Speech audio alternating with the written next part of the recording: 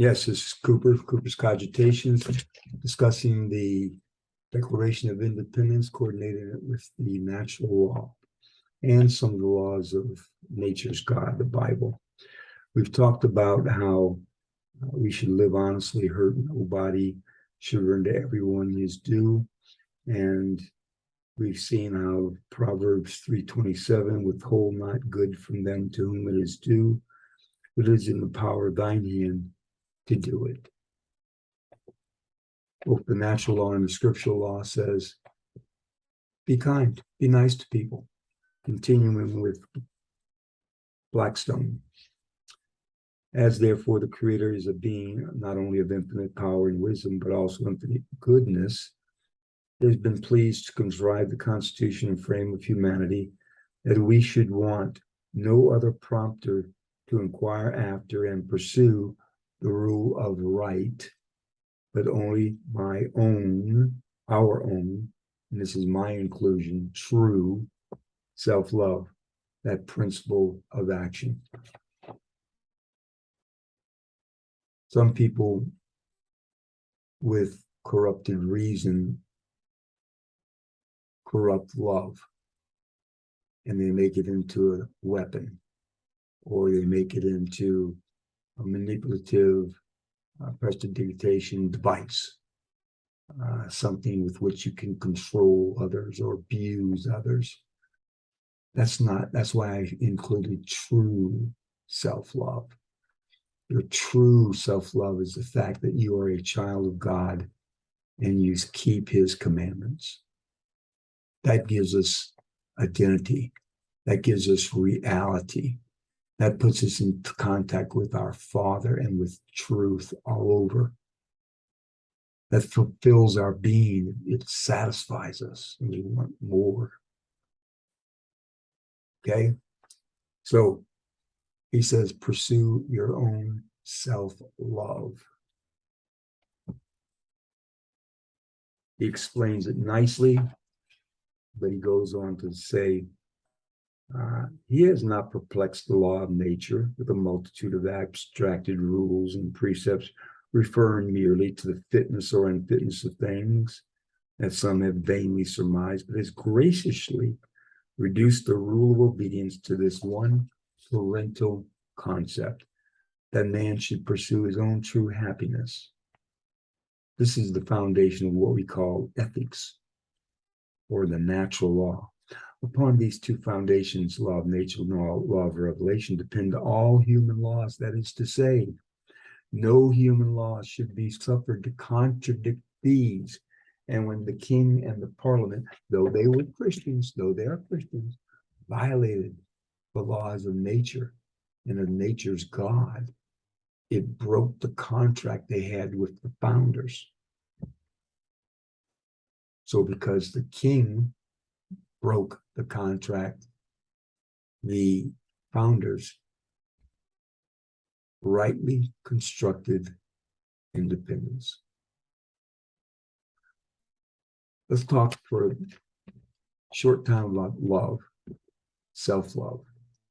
This is from Matthew 27:36. Master, which is the great commandment in the law? Jesus said unto him, thou shalt love the Lord thy God with all thy heart, with all thy soul, and with all thy mind. This is the first great commandment. The second is likened to it. Thou shalt love thy neighbor as thyself.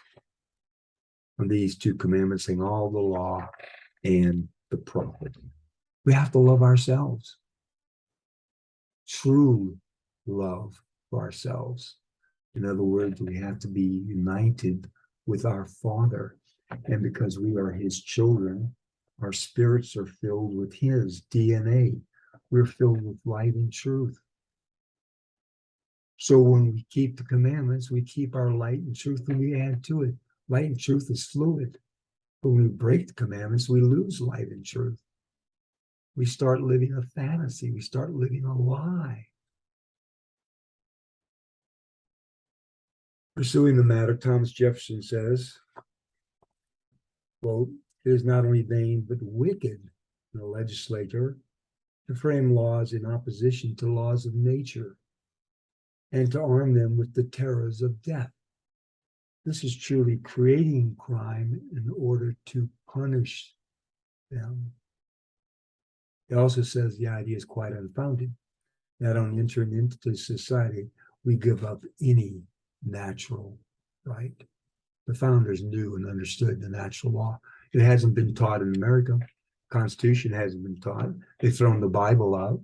We've left our Christian heritage and our Christian document, which was founded on the Bible, Exodus 18, a representative government, and we're now a bunch of pagans. Our government's pagan.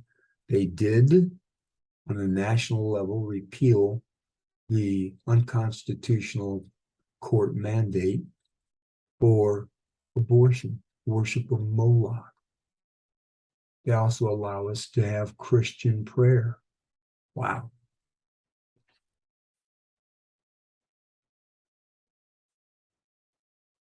And the decent respect.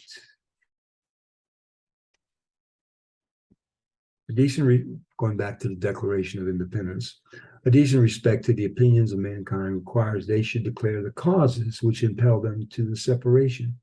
We hold these truths to be self-evident, that all men are created equal. You know, like I know, we're not created equal. Some's white, some's black, some's orange, some green, some blue in Appalachian. Okay? Some are tall, some are short, some are fat, some are skinny, some are smart, some are dumb, some are indolent. Some have a passion for work. We're not equal. So how dare them say we are equal? Friends, there's only one way we're equal, and the founders knew it. We're equal before God. We are equal before God. This is what Acts says.